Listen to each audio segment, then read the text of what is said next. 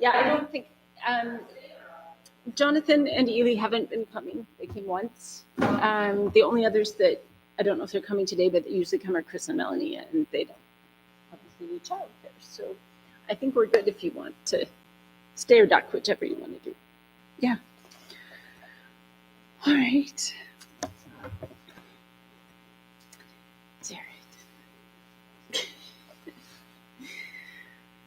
All right. Yes, we have two families. One is a girl that I used to teach when she was in, well, when I taught Sabbath school was birthed to about 8 or 9, and it kind of, the window moved as the kids got older. Anyway, and so I think she is watching when you send it to her. And then, yeah, and then a friend of Joanne's. So, all right, today, are we ready, Kendall? We are. Okay, let's start with prayer. Dear Lord, we thank you for this day. Thank you that we can come together and share and learn together. And Lord, I pray that you bless our families and our children. We know that Satan is out to get our children as well and wants to sidetrack them. And we pray that you would place your hedge of protection around them, and that as parents you would give us wisdom to teach and train and guide their steps. In Jesus' name we pray. All right, today our topic that we're going to listen to the lectures is on avoiding power struggles, which is an important one.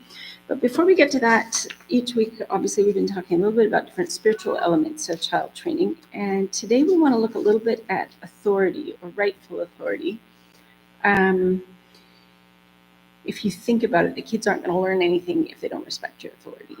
And yet authority can be misused, and authority as a term kind of has bad connotations sometimes. So if you look in the Bible, there's several different layers of authority that the Bible lays out. Obviously, God is the ultimate authority. It's interesting. I'm going to read a few verses here just from each section, and I have a handout again today. But in Deuteronomy, he says, observe and obey all these words which I command you, that it may go well with you and your children after you forever, when you do what is good and right in the sight of the Lord your God. And you can read through over and over where God makes it clear that obeying him is in our interest. We're happiest when we obey him. Everything goes much better. In 1 Samuel 15:22, it says, as the Lord has great delight in burnt offerings and sacrifices, as in obeying the voice of the Lord. Behold, to obey is better than sacrifice, and to heed than the voice of rams. Jesus said, if you love me, keep my commandments. And obedience is a hard thing to think through, because it somehow goes against my nature. I don't know about everybody else's, but it is not inherent in children. They don't automatically just obey their parents. But it is important for us to teach them that, because it's like we're in the place. Ellen White talks about the parent standing in the place of God to their child, because the child's intellect can't grasp something that it can't see, can't really connect with, but it can relate to the parent. And so as we teach our children to respect and obey us, we're preparing them to respect and obey God or government or teachers or other authorities. In the Bible, it talks about parental authority. So God is the ultimate authority, and parental authority is derived from that. So in the Bible, it says, children, obey your parents in the Lord, for this is right. All right, that's the Lord saying it's important for children to obey. It says, train up a child in the way he should go, and when he is old, he will not depart from it. And it's interesting that we usually think of that one as kind of a parents should train their children, but it's actually worded as a command. Train your child in the way he should go. And the Lord both gives us that privilege and expects that from parents. That's a parental responsibility. One of the 10 Commandments talks about this as well. It says, honor your father and your mother. And that requires children to respect and obey their parents. And then the third layer that we find in Scripture is governments or other rightful authorities like teachers and other things that are part of a child's world and ultimately part of an adult's world. Doug and I were talking earlier today. He was reading some things, and then he had been talking last week to a retired principal in Quesnel. And when Doug runs into these people that have been in the education system, because he was in the education system, he'll ask them, you've been in the education system for 50 years, what kind of things are you seeing? And Ed, this guy's comment was that after spending his whole career in the education system and having retired about 10 years ago, but what he was seeing is the trend is where children are not being taught to respect any authority. And so when you have a child who's being problematic in the classroom, most often in his experience toward the end of his career was where parents come in and they are chewing up the teacher and defending the child's bad behavior, rather than early in his career when parents were looking to understand what's going on and then hold the child accountable. And so he's like seeing this huge shift. The book Doug was reading was tracing the history in different cultures where you have children growing up without respect for any authority, and then increasingly society has no respect for any authority. You end up with anarchy and rebellion, and to manage that, you end up with an authoritarian type government to quell all the rebellion and all the hoopla that's going on, and to bring that somewhat back within some kind of reason. So it's just interesting the role that has played just in a secular societal context. In terms of governments, you can read that Paul just says, let every soul be subject to the governing authorities, for there is no authority except from God. So again, government authority is derived from God's authority, and that we are to obey that. It's interesting, Jesus said, somebody compels you to go 1 mile, go with him too. That was kind of a practice the Roman soldiers had. They would just nab somebody they'd happen to see in the street and say, hey, you carry my load for 1 mile. And Jesus said, don't rebel against that, even though they had no right to ask you to do that. So the standard we're taught in the Bible is that we obey rightful, legitimate authorities unless it asks us to break God's law. So you see that, I think, a little bit with Daniel and his friends. We don't know where Daniel was at the fiery furnace episode, but he wasn't there, clearly. So maybe Nebuchadnezzar sent him off on some other thing or excused him from being there. But the command was that they were all to be there. And so those 3 young guys, they obeyed that. They came. Now when they're asked to worship the golden image, they drew the line, because that would ask them to disobey. We talked, I think it was last week or maybe the week before, about a study where the greatest influence, particularly in a spiritual sphere, the greatest influence on children is their parents. And so we're the most influential authority figure in the kids' lives, and what does our example and teaching do in their lives? So one thing that I have seen in my experience is the unintended messages, where kids will get a message from what we do more than what we say. They're very good at picking up discrepancies between practicing what I tell them and then what I'm actually doing.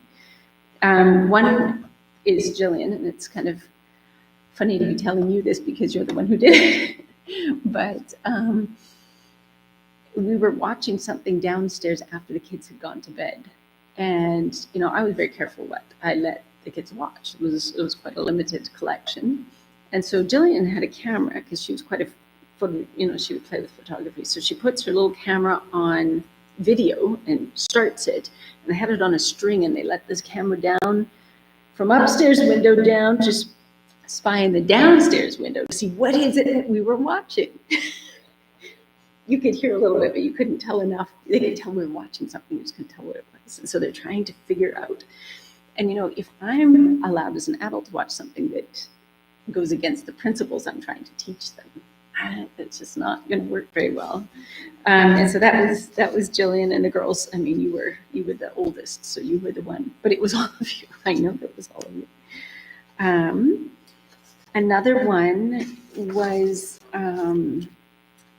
my dad. I grew up in my dad's family. It was kind of a big influence in my life because we were close. We were visiting them all the time. But he had grown up, and I grew up in the context where you didn't pay any more tax than you had to. You were always looking for ways to minimize that. Fair enough. Nobody wants to do that. So my dad got an airplane once, and I was maybe 10 or 11. I don't know. I was old enough to know what was going on. But my dad bought an airplane, And to bring an airplane into BC, I don't know what the rules are now, but you had to pay income or sales tax on it, much like if you import a car. And so Dad decided that would be a waste of a lot of money. And so he registered the plane at my aunt's address in Alberta. And that was fine. No income tax. The plane lived at our house, but its official residence, its official ownership and all that was in Alberta. And I didn't think too much of that. And then I got to be 17, 18, 19, and I was away at university, and I was dating this guy in Alberta because I was going to CUC, Berman. And insurance in Alberta for guys was much, much, much more expensive than for girls. And BC, it wasn't that way, but there it was. And so he decided that the car should be mine, it should be my name. So he signed the car over to me, and I had to sign that, yes, I own the car, and my residence is his parents' address in Alberta. I didn't think anything of it. So now the car's in my name. So what? We save $800 on insurance in a year or whatever it was. I never drove the car. It was not my car, but whatever. And I didn't think anything of it until whenever months later, I parted ways with that guy, and I had to give him back his car, right? Because the car is actually in my name. And so he came with papers one day that he wanted me to sign his car back to him. So that it was his car again.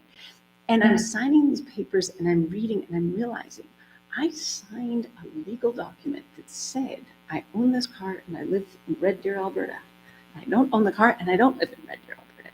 And it struck me when I was signing it back over to him that it didn't even register for me that was dishonest until I was exiting this situation. And I realized, yeah, way back I'd seen this kind of thing, and I'm not sure it occurred to my dad that was dishonest at the time. That was just the family culture he'd grown up with. But I was like, okay, hold it. Like, I want to be honest, and I don't want to be doing things that are dishonest. So I think what we want to do as parents is think my actions send messages. What messages am I sending? And am I happy with what those are? The third example is the story I told in church yesterday about my uncle and the Sabbath when the river was rising, right? And as a kid, I'd heard about the Sabbath. I mean, I went to church all the time. I grew up in a Sabbath-keeping home.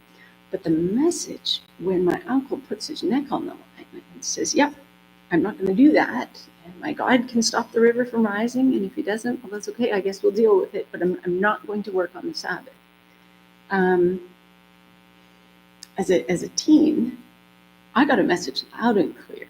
The Sabbath is important. This is what it looks like when you have this conflict between what you theoretical Sabbath keeping and how God is actually real, which was really, really neat.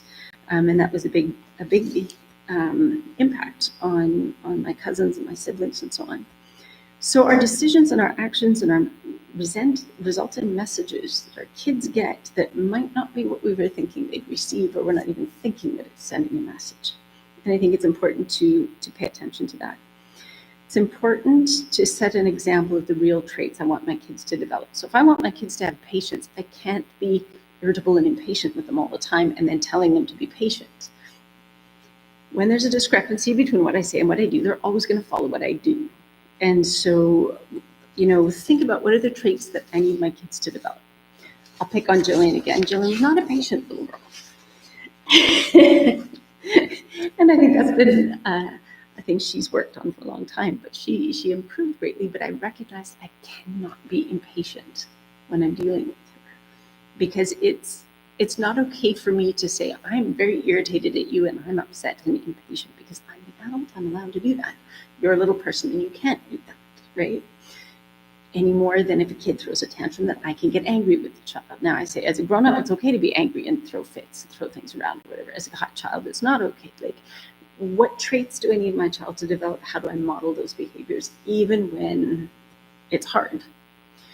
Another one that ties into this, again, Jillian will resonate with this because you heard it many times. And Jody, I'm sure you heard this from your kids. I know I did it as a kid. She made me mad. Right? I'm upset over something. I'm yelling about something when I'm a kid, and my mom comes and takes me to task. I'm like, well, she made me mad, right? And when my kids would do that, and they were very normal little kids, and I'm looking at that thinking, if I accept that excuse, she made me mad. Okay, now I have no control. I just had to blow a gasket because she made me mad, and I can't control her behavior. And so with the kids, I tried to say, no, everybody's accountable for their own emotional reactions. She can do things that are wrong, that are irritating, that are any number of things.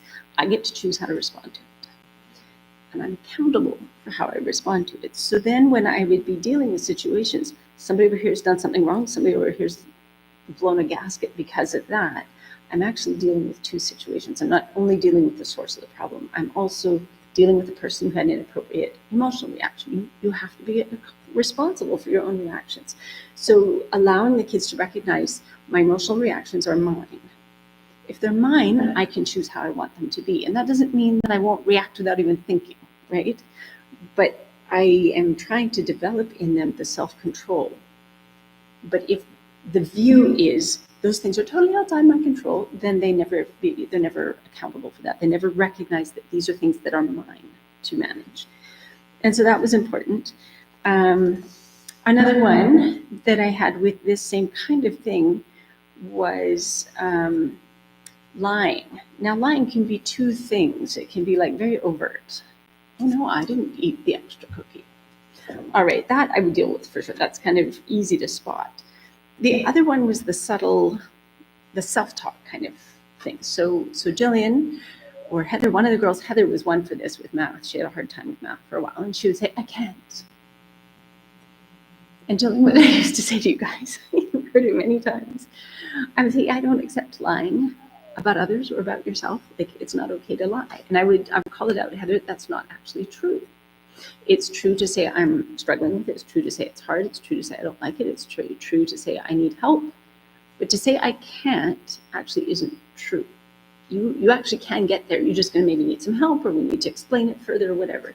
So if you tell me you're 4 years old and trying to reach the top cupboard and you say I can't do it, that's true. I'll accept that. But when you come to me and say I can't, that's just I'm giving up, and it's not true. And as we get later in life,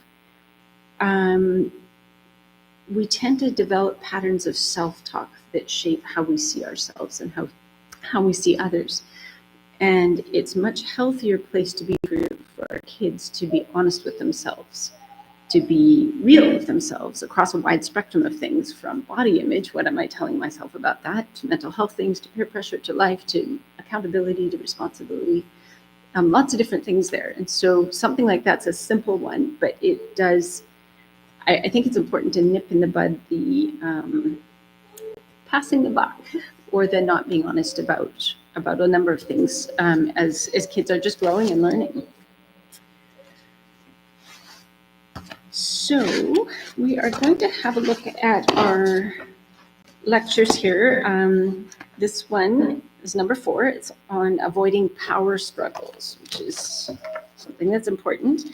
Last time we looked at setting firm limits, loving limits, but firm boundaries. And I think the first little section is just going to review that a little bit, and then we're going to move on to kind of newer stuff.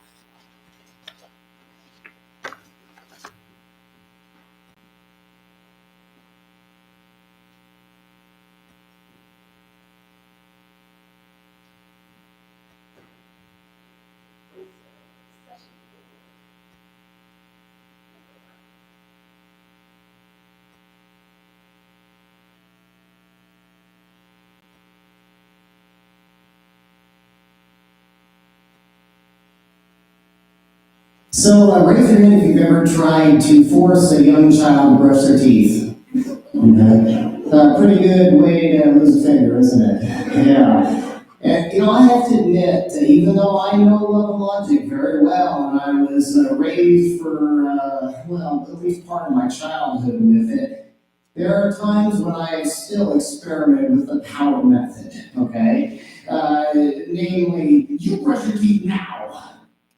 And, I even experimented with saying for crying out loud before I said that, and it still didn't seem to work that well. And from time to time, I just kind of have to remind myself of, okay, what am I telling other people to do? And maybe I should try that. Well, my wife and I have found that it just works so much better in our home when we use enforceable statements. Now, what's an enforceable statement? Well, it's a way of setting limits when we're working with strong-willed kids. And see, I set limits by describing what I'm going to do and allow instead of trying to boss the kid around. And so it always works a lot better for us if I can remember to say, hey, I allow kids who brush their teeth to enjoy treats, right? Well, I'm in the bathroom with little Cody James, and oh, I just love that little guy so much. He's so much fun. Never a dull moment, but we're in the bathroom, and I'm helping him finish up brush his teeth. And he's 3 years of age, and once in a while we have a little struggle with it. And if the kid says no, then what do? You say no problem. You don't have to brush your teeth, and then you let it go. And then the next day, the whole family enjoys lots of carbohydrate-laden goodies. And when he says, I want some, you can be empathetic and say, I know. And we give nice treats to kids who protect their teeth by brushing. Well, this was a good night, though. He was finishing up on his teeth, but, with the little kids in our home, we believe that brushing the teeth is not complete until the parent has an opportunity to get in there and kind of finish up, The little kids have a hard time getting all the spots, and so everything's going great. Yeah, he's brushed his teeth, now it's my turn. I have the toothbrush, I put it in his mouth, and I have no idea why he did this. He pulled away, he screamed, no! And then he smacked me right across the kisser. Fortunately, I remembered that little thing I teach people. When you have no idea what to do, or you're so angry or just bewildered by what's just happened, you say, no problem. Let's practice that. No problem. Love you too much to fight with you about this. I'll take care of it. It doesn't even actually have to fit the situation very well. You just say, no problem, love you too much to fight with you about this. I'll take care of it. And then you get away from the kid. I'm really into research-based techniques. Research-based techniques. And did you know that there's actually research that has shown that it is significantly less likely it's significantly less likely that you're going to have an unwinnable power struggle or argument with your kid when you're no longer there? Yeah, it seems to be very effective. I think it was a team of 16 PhDs came up with that idea. Well, anyway, I get away from him because I know that I'm not going to say or do anything that I'm going to be proud of if I try to think and act when I'm that upset. Well, he goes to bed, and the next day we're out and about. Yeah, the whole family's in the car, we're out and about. And he spots them. Yes, he spots them in the distance. That beacon of hope. That all small children can see in the distance before their parents can. The golden arches. And he starts going on and on. A sake! I want a sake! What's a sake? A shake. Yes, a chocolate shake. I don't know. Oh, divine intervention. We pull into the McDonald's drive-thru. We order 4 chocolate child-size sakes. There were 5 people in the car. We got 4 child-sized chocolate sakes. And as we were driving away, we were handing them out. We hear this little squeaky voice in the back. Where's mine? You forgot me. Oh, the whole family's in on it now. Oh, this is so sad. We give chocolate shakes to kids who protect their teeth by brushing and don't hit their daddies when they try.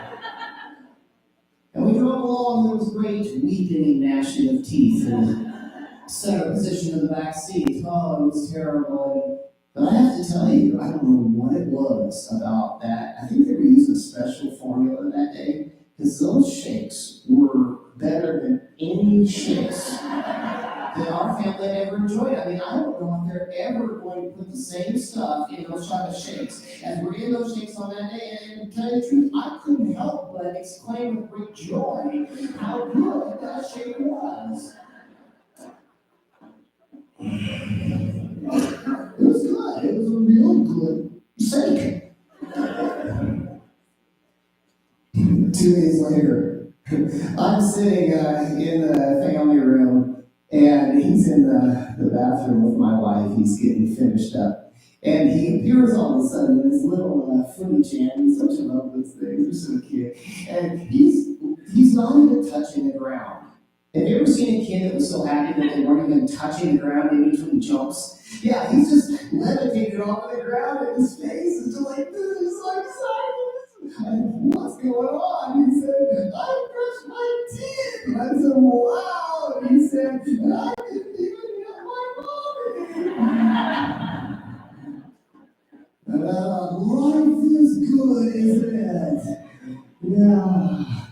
And see, can we be pretty successful with kids again when we can remember that, when we get in a tight spot, we can always fall back on saying something like, no problem, love you too much to fight with you about this. I'll take care of it.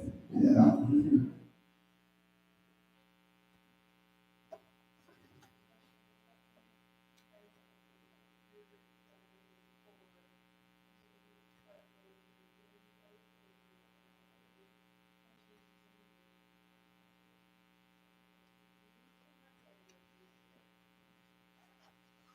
Yeah, this is how this goes.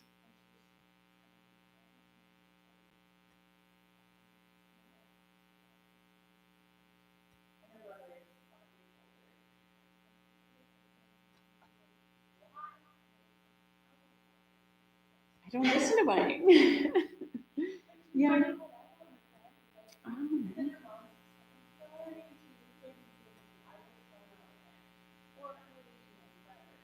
Yeah. Yeah. Yeah. That's funny. Yeah. I was like, oh. I can do this. All right. So, reviewing from last time, never tell a stubborn child what to do. You do this unless you can enforce it. So, really describe what you're going to allow. All right. Can we have visual 4.2, Kendall? So that was kind of review from last time. In this session, they're going to look at how to avoid the unwinnable power struggles and maintaining healthy control in the home, helping your kids learn to resist peer pressure and other temptations, and more ideas for gaining their respect and admiration. So we're going to go on to video 4.2.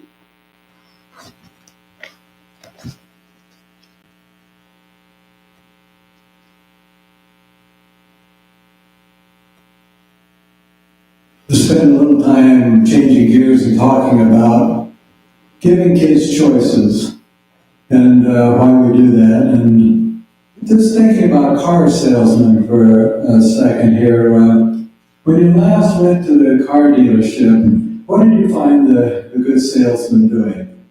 Asking lots of questions, giving you a lot of choices about colors, about transmissions, about front-wheel drive, rear-wheel drive, leather interior, cloth interior. Why is that?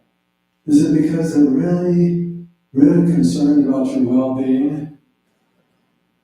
Or is it because they hold the power when they're given the choices?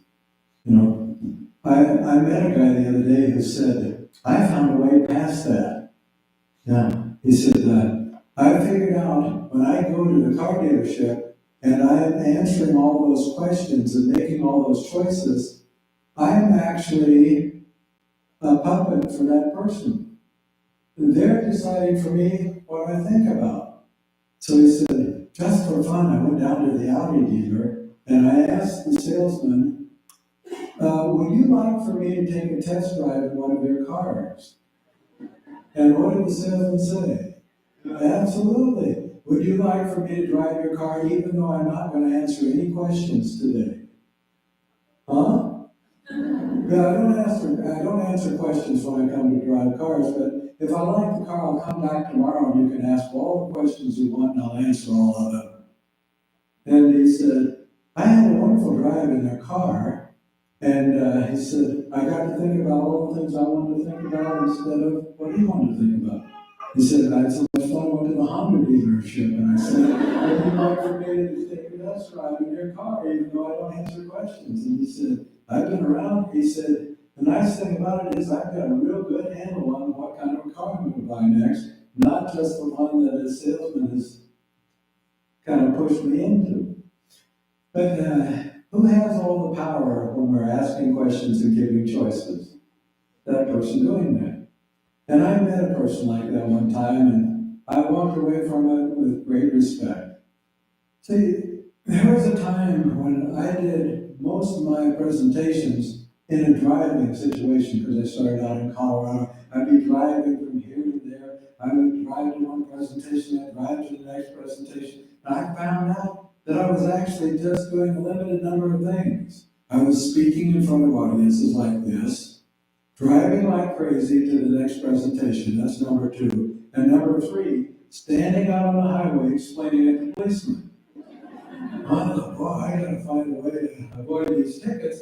And I talked to somebody I really admired, and he said something like, well, you've got 100 hours of graduate level psychology, you think you'd figure out one thing in there you could use in the real world. What he didn't know is I took a course on how to respond to stupid statements like that. Oh, that's a good idea. I never thought of that. Thank you. I'll look into it. And I did. Talked to my good friend, the psychiatrist, Foster Klein. And between the two of us, we came up with a wonderful technique. And got to practice it a bunch of times. Got good at it. 11 morning tickets in a row in the state of Colorado on a roll. Oh, yeah. But then made horrible mistake. Exceeded the speed limit in the state of Texas, where they must train their troopers different. I had this big old Texas trooper put my moves on me so fast I couldn't put any of my moves on him. He stopped me, got out of the car, walked animals over, big hand. He said, hey, Colorado license plate, bet you're on a trip. And I said, yeah, going down to Florida. And he said, why? I said, I'm going to visit my kids. Haven't seen them in a long time. He said, oh, I bet that explains it. I said, bet you were anxious to get there, huh? I said, well, yeah, I was kind of anxious to get there. Why? He said, well, tell you why I stopped. He said, this is such a bummer. I've heard that before. He said, the radar said 73 miles an hour, and that's not all that bad, but this is a 55 mile an hour speed limit. And when it gets that bad, I'll write you all a ticket. I don't feel bad. And I didn't until he said that. You know? He said, no, don't feel bad. He said, you don't have to go back to Vernon and the county seat to pay the ticket. He said, that's only one of your choices. He said, let me give you this letter here that the state provides, and it lists all your choices in this manner. See, and the first one right here, it says, go back to Vernon, just 15 miles, take you about 15 minutes here, go back, pay the fine, it's all over, you never have to think about it. But then he sounds like your basic social worker. But I'm wondering if this second decision might be better for you. Because it says, see, continue the trip. Have a good time. Try not to worry about this. See, you got 2 weeks. And look at all, he said, look at all these choices the state gives you on this. He said, you can just pay it later. See, they want to set cash, credit cards, money orders, and he goes on down the list. He said, now y'all might want to think about that before you do anything. And then he said, sure understand a car like this one getting away from you on these straight roads. He said, it's just deadly, these big powerful cars, these straight roads in Texas. He said, now you all have a good vacation. I hope you enjoy your kids. You all come back, you hear? And I'm going back to my car and I'm saying to myself, I trained that guy. I can't believe what happened. I get in the car. I said, Shirley, I can't believe what I just did out there. She said, what? I said, just got through thanking him for that crummy ticket. That's what I did. But all the time, while he's giving me all that, these choices, I'm thinking to myself, am I going back to work? No, I'm going to continue. Wait a minute. I wonder if they ran on me in Colorado. I wonder what's going to happen to my insurance premiums. I wonder if they're too busy to put my moves on him. But how do I feel about that guy? The animosity? Haven't sent him flowers yet, but do have a lot of respect. Did he have a lot of power? Did he use it in a really loving way? No? And then I get to learn one of those really neat lessons. That was way back when the speed limit was 55 miles an hour. Do you know how hard it is to drive all the way across the state of Texas at 55 miles an hour? And guess who bought a radar detector in Florida? Yeah.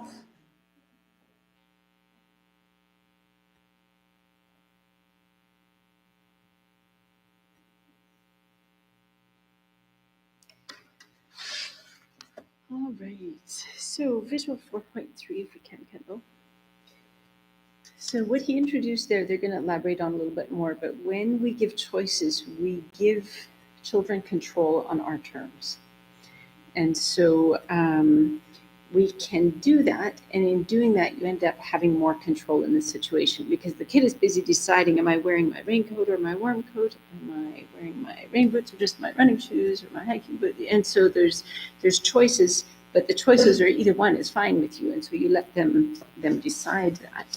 So when we hoard control, we lose it, and when we share control, we actually gain it, which seems backwards. I don't think any of us, even as adults, respond well to just being given orders. Like, we just don't.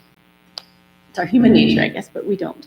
But when we're treated with respect and given options, then it's easier for us to kind of work with the person. So wise parents will give control that they will gain the control they need by giving away the control they don't need. So I need you to wear a coat, it's cold outside. I don't care if it's the blue one or the red one. And so I can give you that choice while I still have some control over what the overall is.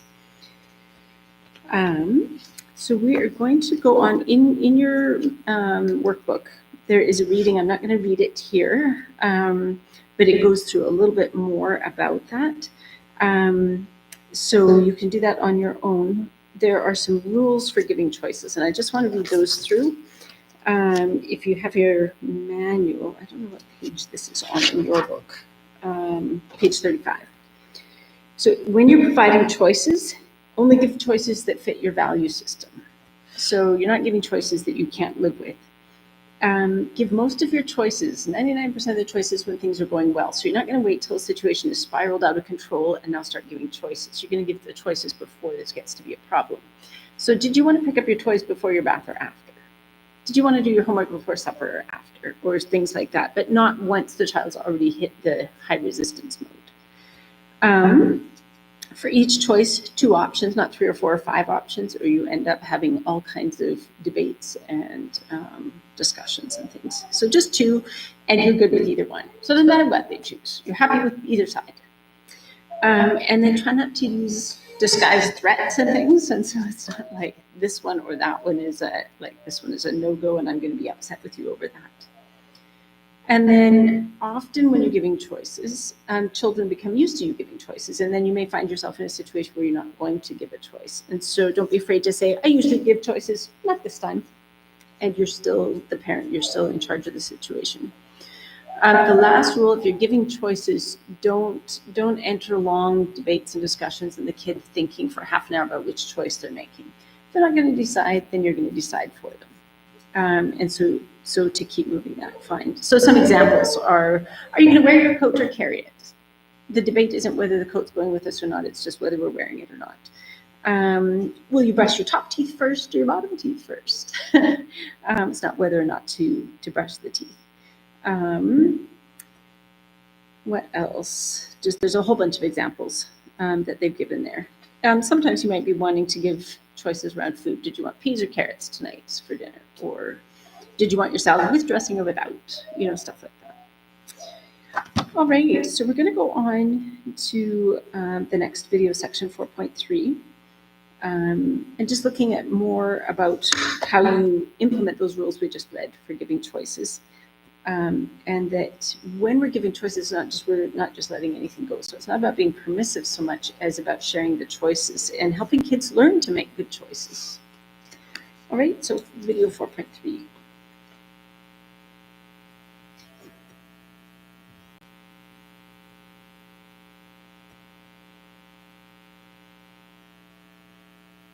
Here's a question for you.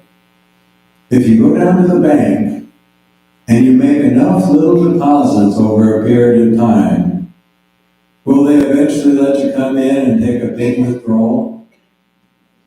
Yes or no? Yes. Makes sense. And that's the very same thing we do when we're giving kids choices. Because we don't give kids choices to discipline them. We give them choices so they will have the luxury of being able to make a mistake, so that their control needs can be met in a healthy way. And what that means is they get to make decisions about the things that affect them directly, but not about things that affect us or the family. And so that's the whole idea. I want to give as many choices as possible to my kids when everything is going well, before they've ever had a chance to get resistant. Don't use it as a disciplinary tool, but when I need to, I can go up to them and say, aren't I usually pretty reasonable? Don't I usually let you decide things around here when I can? I do, don't I? Well, it's my turn this time. Thanks for understanding. And so what we have here is the rules and guidelines for giving kids choices. Teachers tell me that the more choices they can give in a classroom, the more calm that classroom is. The less problems they have, the better relationship they have with the kids. Is that true only of a classroom, or is that true of home? What do you think? It's home too. Now, does that apply to business? Who would you like to have for a boss? Somebody who makes every decision, do it my way or else? Or somebody who's there to say, here's the project, here's what we need, here's the timeline, you decide. And then when they come and say, hey, today I can't let you decide, you say, hey, no big deal, because later on I'll get to make another decision. So let's go through those one at a time. The first one says, only give choices that fit your value system. Let's think about this. Give a kid a choice you like and one you don't like. Which one will they invariably go for, everybody? One you don't like. Okay. So they must fit your value system and you feel really good about it. If you want to run an experiment, here's one for you. The next time you go somewhere, 10 minutes before time to leave, ask your kid this. Do you want to go right now or would you rather wait for 10 minutes? And see what happened. And then come back and tell us after that. And usually what we find is just the very fact that the child feels like he has some control over it, he just doesn't want your problems. But we don't want to be giving them choices we like or that we don't like. How about that second one?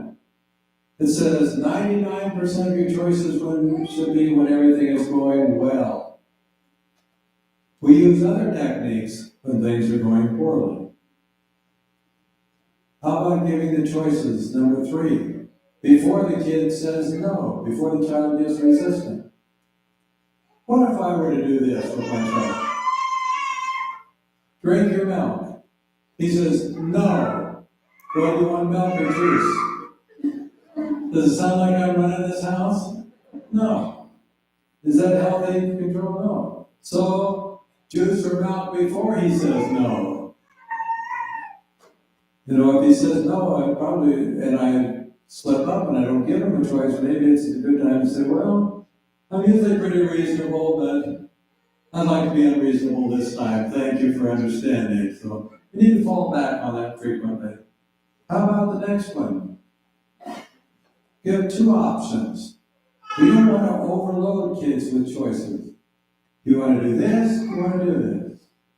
You want to dress and be ready to go by the time the car leaves, or would you rather wait and carry your clothes out to the car in a bag and dress on your way or in the parking lot, you know? Because I can be happy with either one of those, right?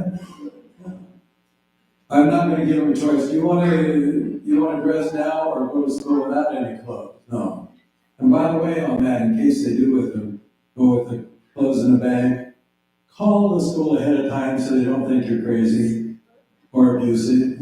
Call and say, hey, we're in a little training session here. How about the next one?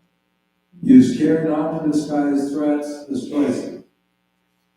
Let's try it as an adult. I'm your boss and I say, do you want to turn your project in before you leave today, or would you rather get fired? That's a threat. I'm not going to do that with our kids either, you know? Would you rather rake the lawn, or would you rather do the laundry so I'll have time to rake the lawn? See, I can live with both of those choices. And how about the next one? It says here, don't be afraid to say I usually give choices, but not this time. We just practiced that one, didn't we? And now we come to a really important one. The last one.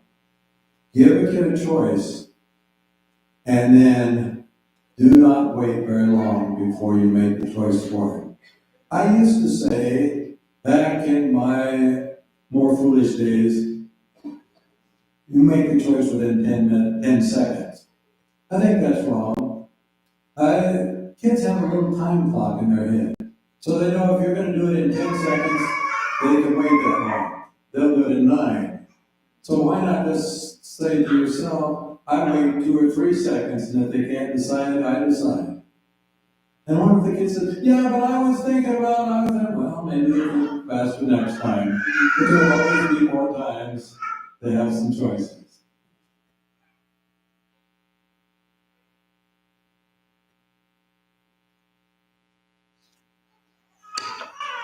All right, yes, kids will always choose the choice you don't want. They have an unerring ability to decide which one that is very quickly. Yeah. Yeah. All right, again, in your workbook, there's an exercise you can work through where it just gives examples, and it gives an example, and you can decide, was that an effective or an ineffective way, or how could you do that differently?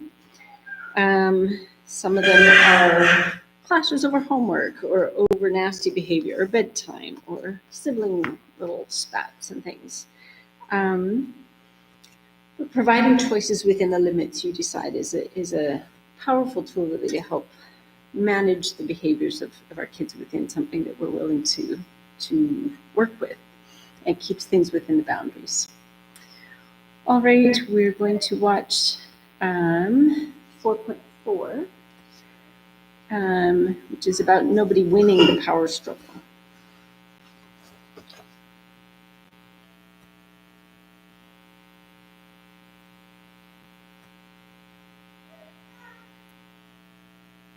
So what happens when we tell a strong-willed kid what to do? Well, we tend to do the opposite, but really, psychologically speaking, I think a little buzzer goes off in their brain. And it sounds like this. Warning, warning, control loss. You've got to get that control back. And a little menu of options pops up in their subconscious mind. Options for regaining control. Of course, option A is what? Hearing loss. I've heard the spouses get these things sometimes as well. Option B, memory impairment. You know? Option C, muscular paralysis. Yeah.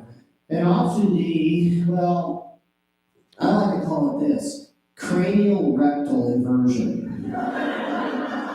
That's a medical issue, and it's really when a kid does exactly the opposite of what you tell them to do. The common denominator in all of these is that I, the adult, have no power. I, the adult, have no power. One way of looking at it is like this. Every time I tell a stubborn person what to do, I hand them my power. Now, sometimes I get lucky and they actually do what I tell them to do. But more frequently than not, they resist, and almost immediately, I've lost every bit of power. And that translates down the line, doesn't it? It happens once, and the kid thinks, oh, but it'll happen again. And the more times it happens, the less they come to listen. But there's something else that happens, and we laugh about all this, but is there a far more serious side of the coin? Well, what happens when people don't feel like they have a sense of freedom or control? What will they do in order to get it back? And the answer is anything. Yeah. Will they actually hurt themselves? Will they engage in all sorts of self-destructive behaviors just to get a sense of control? All we have to do is pay attention to the average adult male when they've lost the remote control of the TV. So, now, do they get up and change the channel? Now, I know it's 5 feet away, but do they get up and change the channel or turn it up? No, they rip through the cushions. They can't find the thing. They start yelling at people. Who's the remote? Who took it? Where is it? They're yelling at the dog, yelling at the kid. They find the thing in the refrigerator, they miss the whole show. But they found the most important thing, haven't they? That coveted piece of electronic control. Yeah. How powerful I feel. I can change channels. Oh man, and nobody can take that away from me. Not even a couple of dead AAAs can get in the way of me and my power. All we have to do is get out on the highway at rush hour and see how people react. Will they actually risk their lives and the lives of other people just to get one car in the head? Yeah, absolutely. See, we've all heard the famous words, "Give me liberty or give me death." Yes, Patrick Henry. Do those words ring true for human nature? Yeah. How about for our kids? I bet you've seen a neighbor's kid. Or maybe somebody you work with, their kid who's been willing to fail an entire grade level of school just to prove to everybody in their life that they're in control. Or sadly, sometimes we see young people develop eating disorders, and they say to themselves, look at me, nobody can tell me what I put in my mouth. And we've seen young people develop belief systems that are 180 degrees different than the family values because they say to themselves, nobody can control what I keep in between my ears. You know, a kid make themselves sick, refusing to go to the potty just to prove that they're in control. Yes. By the way, would you like a quick potty training tip? Quick one? How do you get a small child to do anything you want them to do? Model it with great excitement and joy. There you go. That's the tip. Enjoy. Really, do you enjoy it? A lot in front of the kids. Yeah. I mean, if they see you having fun doing it, they're going to want to do it too. The dad said, I used to do it with my daughter. He says, she's 3 now. The only problem is lack of privacy. He said, but we're making progress. The other day I went in there and she's looking at me like this. The anticipation. And she said, Daddy, do you want some privacy? And I was thinking, yes. And I said, yeah, honey, I'd love some privacy. She said, okay, Daddy. And she shut the door and she just stared at me.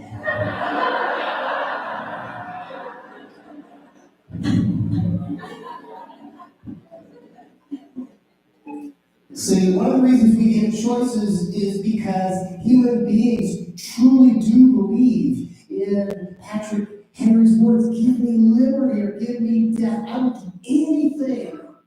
I will do anything to feel a sense of freedom and power in my life. See, and when we can give away control on our terms over little things, we gain control over the bigger stuff. You hear where I'm going with this? Okay. Have you ever known of a young person who stayed out all night just to prove that she could? Or kids that get involved in drugs or sex because they had to prove to themselves and everybody else that they were the masters of their destiny. And have you ever met somebody who sabotaged their life every time things started going well? Yeah. We've all met those people. As soon as things start going well, they sabotage it. I've been fascinated with people like that because they're just such a perplexing set of people. And you know, I've noticed something that almost every single one I've ever met seemed to have developed a belief system early in their life that went something like this. You know, my parents always tell me what to do so I can have a healthy life. They give me a lot of good advice and tell me what to do so I can have a healthy life. Now, I'm a strong-willed person. I was born that way. And as a result, I believe that only one person can win.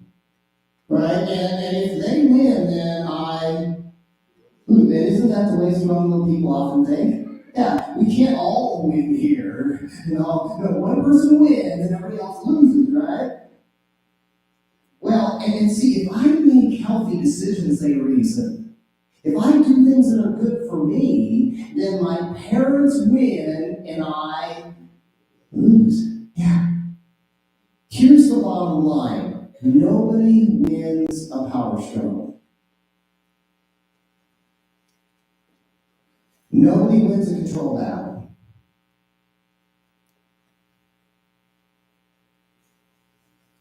When we fight chronic control battles with strong-willed kids, we run the risk of raising kids who believe that if they do what's healthy for themselves, we win and they lose. So what's one of the ways that we prevent this? By giving as many choices as possible over little things.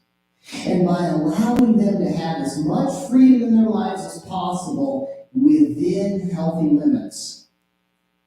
Now, folks, am I talking about being permissive here? No. What I'm talking about is giving away freedom that we don't need so that we can gain the power and control that we do need. We're talking about giving choices or freedom within limits. There's another reason to give choices. One reason is it tends to avoid power struggles, and kids tend to behave better when they feel like they have their fair share of control. Another reason is we want them to learn how to make decisions before they leave us. See, I want my kids to learn how to make decisions about this temptation-laden, complex world when they're in my house, not after they leave. I want them to practice for the real world while they're still right here. And I was talking to a couple, and they said, we were really worried about our 16-year-old daughter. We were worried that she wasn't going to be ready to make the types of decisions or have the type of freedom she was going to be exposed to in just 2 short years. It hit us over the head. She's a good kid, but in 2 years, we're not going to be able to watch everything she does, and she's going to be facing major life and death decisions each and every day. And I said, she was a good kid. But every year, maybe you've noticed this as well, every year we hear about at least one good kid who was found dead in a dorm room somewhere. Good kids making bad decisions. And how many bad decisions do you have to make before it becomes tragic? Yeah. So they went to her and they had a conversation with her. And it's a conversation that we've coached a lot of parents to have with their teenagers. And you would find your own angle on this. I mean, you find your own way of delivering this. But as you listen to this conversation or this example, think about how this parent is giving freedom, but also providing healthy limits. They went to their daughter, the 16-year-old, and they said to her, we were just thinking the other day about something that made us so sad.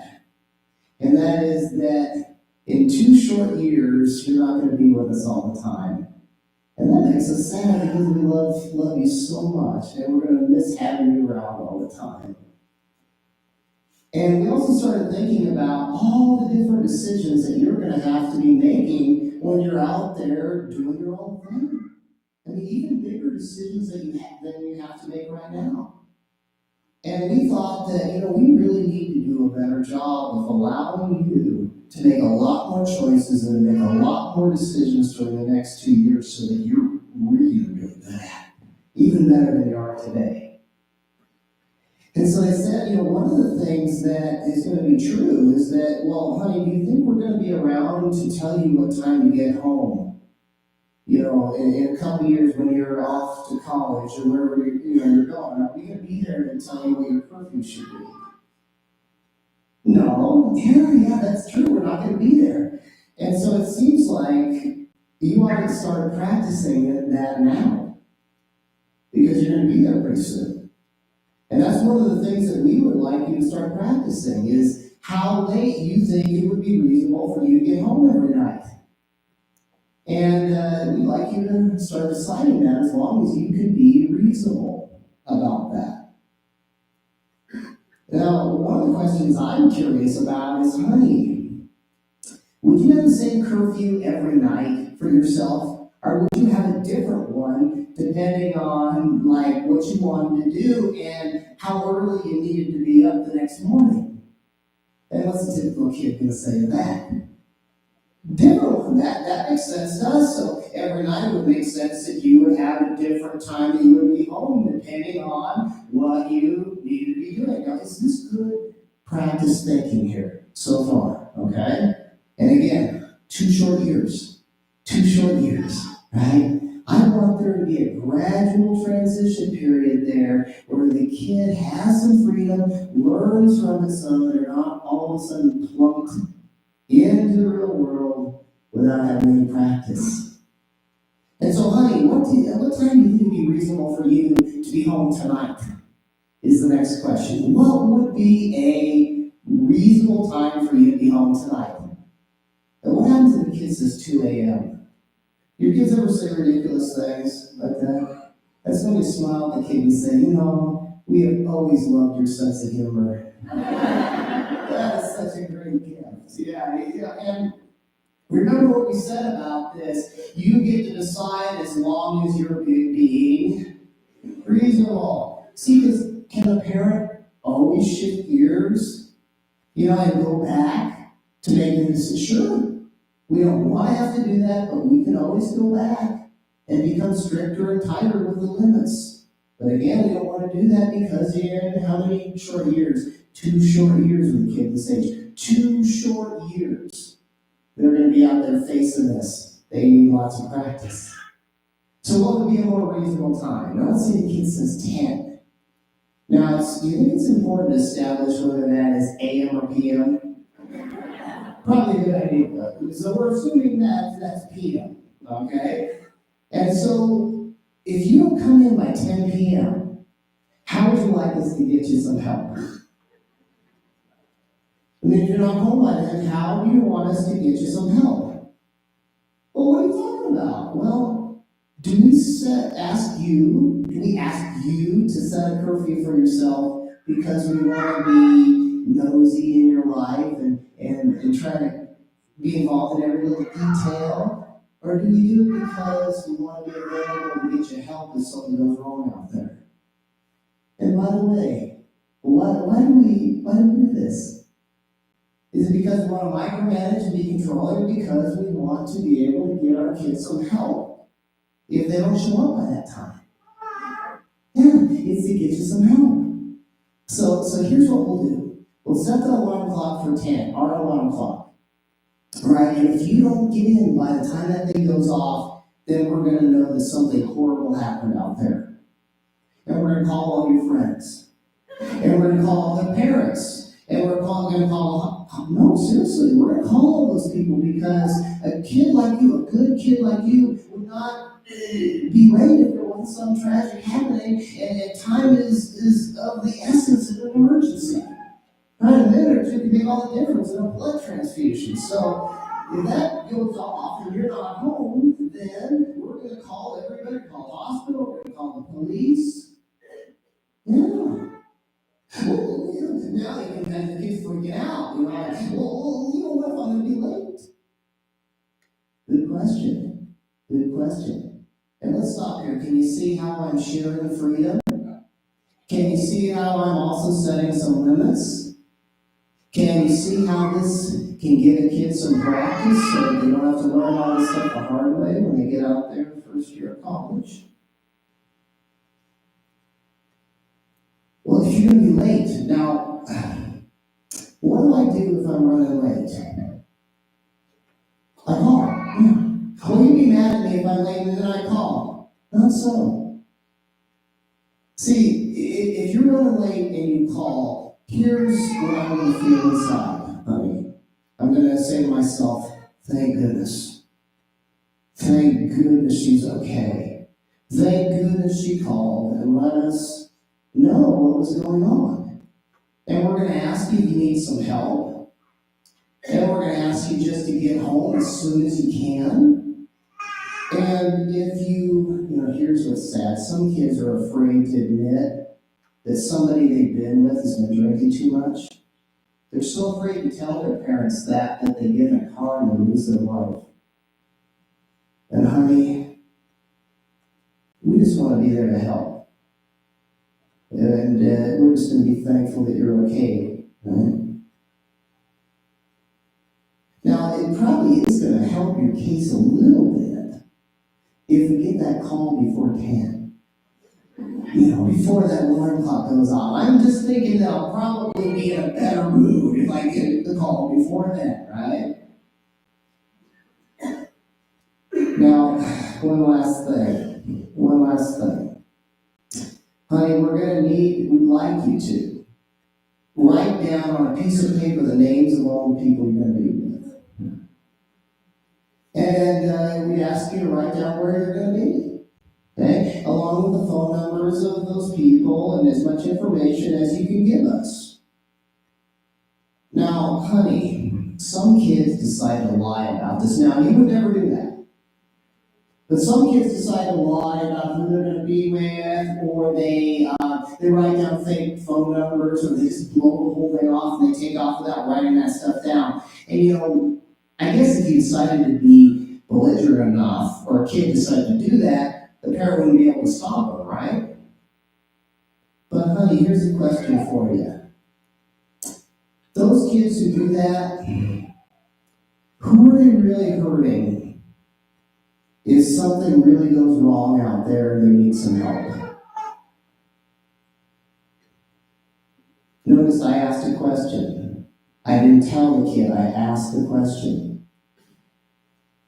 Questions create thinking. Statements create resistance. If a kid decided to lie about that and not give the good information, some other kid, of course, who would they be hurting? Questions create thinking. Statements create resistance. See, I told you I talked to these parents, and they said the same thing that I hear from so many parents. They say, we did that and it didn't make everything perfect. You know, we still had some issues here and there. But there are a couple things that happened. The first thing that happened was we had less rebellion than many of our friends were having when they were teenagers. Another thing that happened was that she messed up more than some of the other kids. And as a result, we got that out of the way before she left home. When do you want your kids to grow? When they're younger, right? Yeah. The older they get, the higher the price tag. Right? I hope and pray each and every day that kids make enough mistakes as early in life as possible, when the price tag is small as possible, so that when they're out there, and the price tag is life and death, again, they have a good, strong understanding of cause and effect. They have something inside of their head that can keep them safe. A mind that keeps asking, I wonder how this next decision is going to affect my life. And they said, now she's in college. And we talk sometimes, and she calls us up, and we talk about her friends. And she just loves her friends, and she tells us all about her friends who are young adults now who are still rebelling against their parents. Young adults who are still rebelling against their parents. Staying out all night just to prove that they're grown up now. Yeah, and getting in all sorts of trouble and not being able to make it to work because they're too tired in the morning. And she even laughs about that now. I can't believe they can't think about what they have to do the next day. So, to kind of sum up this whole idea, we gain control by giving it away. We also help kids learn how to make decisions about the real world by making our homes look as much like the real world as possible before they get there. And how do we up the odds that our kids are going to be able to make good decisions when we're not around them all the time? By making sure that they make as many decisions as possible when they are still around us most of the time.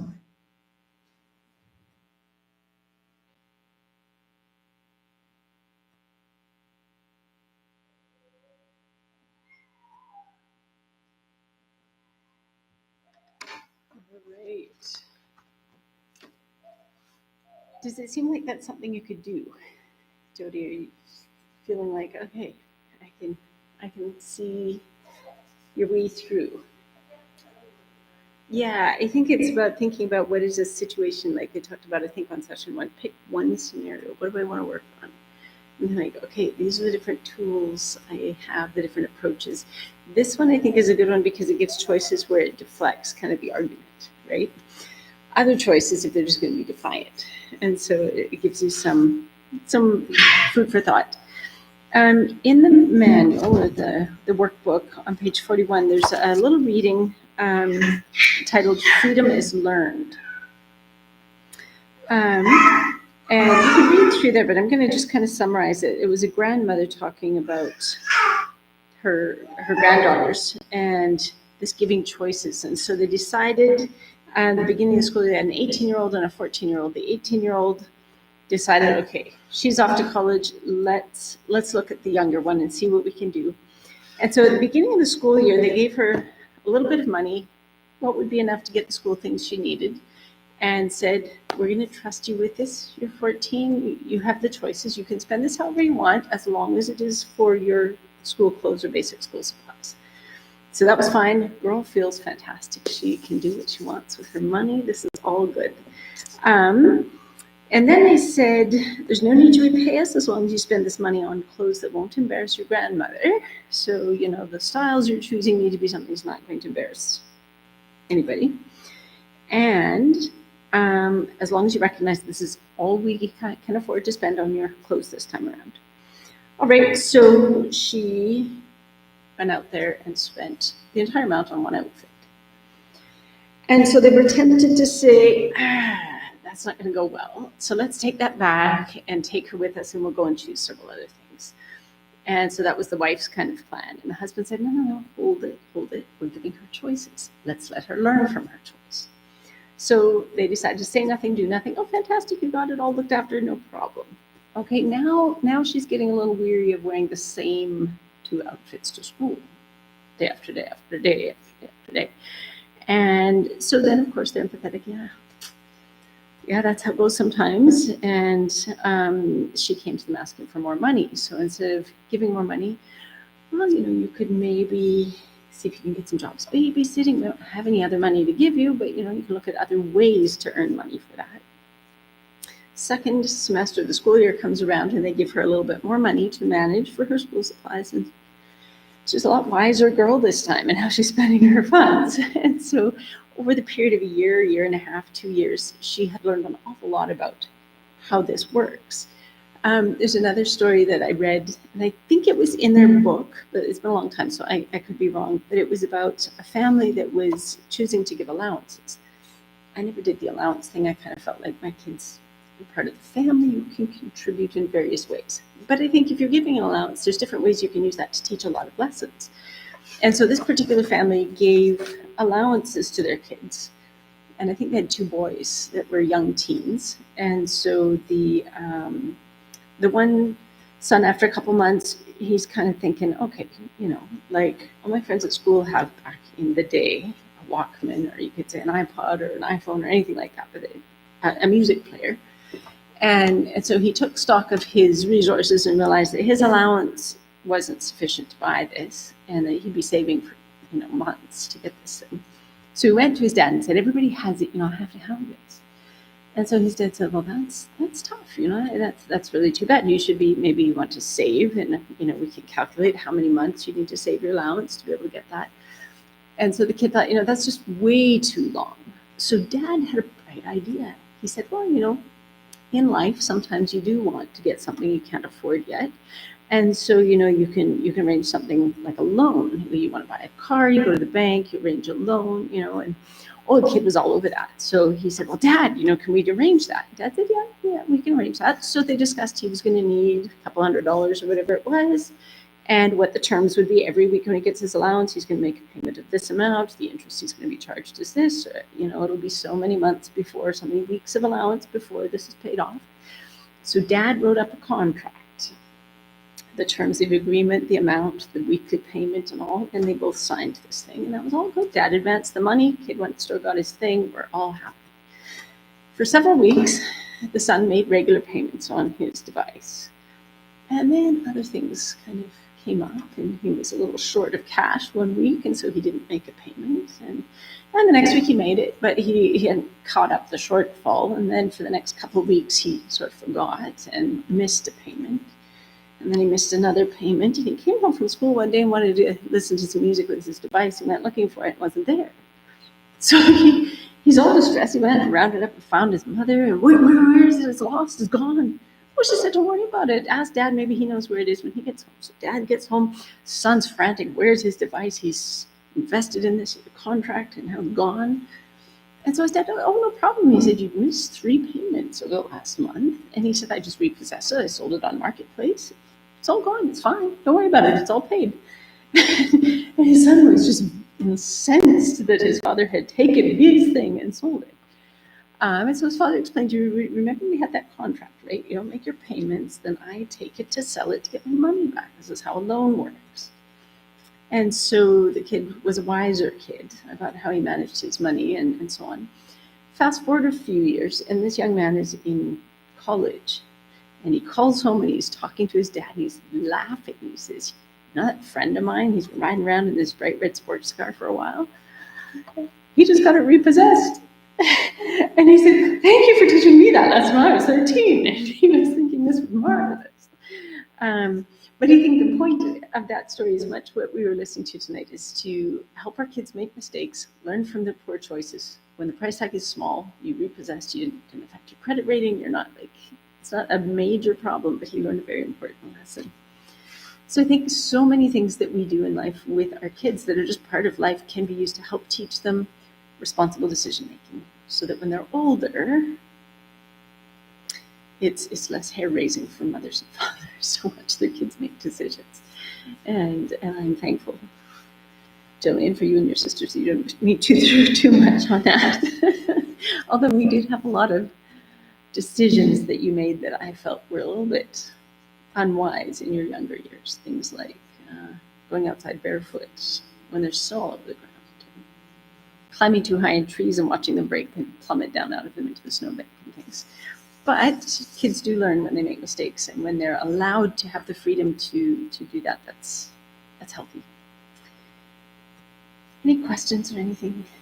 We have a small group, so I think that is the end. Next session, we're looking at how to guide our kids toward owning and solving their own problems. So a lot of this is about being accountable. Jody, I think you and I have talked a little bit about that, when the girls at times would be having a fight and something's happened and they'd come to me, well, I'm getting 2 very different stories.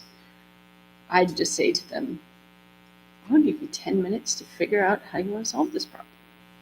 And if you can't decide, that's no problem. I'll decide. I wasn't there, and I promise it won't be fair because there's no way for me to know who's telling the truth, and neither of you will agree, so that's not a problem. I'll just solve it. But I'm going to give you an opportunity to solve it first. And I think almost invariably they solve the problem first. I don't remember ever having to solve those problems because I knew that I would intentionally make it unacceptable to everybody because I wanted you to learn how to give and take. You have a problem at work. You can't, like, you have to give and take and work through things. So they're going to talk about helping kids solve their own problems and why this gives the gifts of self-esteem and personal responsibility, what to say and how to deal with it when they encounter problems like teasing or bullying or other things like that at school, and a bunch of other things. So that's next week. And we have just 2 sessions left. All right. Thank you for coming, you've been a small group. I have handouts for everyone.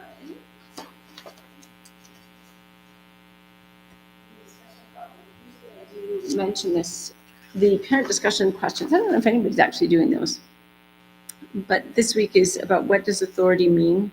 Where's the line between rightful authority and something that's overstepping? What steps do I need to implement to establish rightful authority in my home? And what examples am I setting by the choices I'm making about how I deal with things, those unintended messages we talked about, and are there any changes I want to make in how I'm approaching things?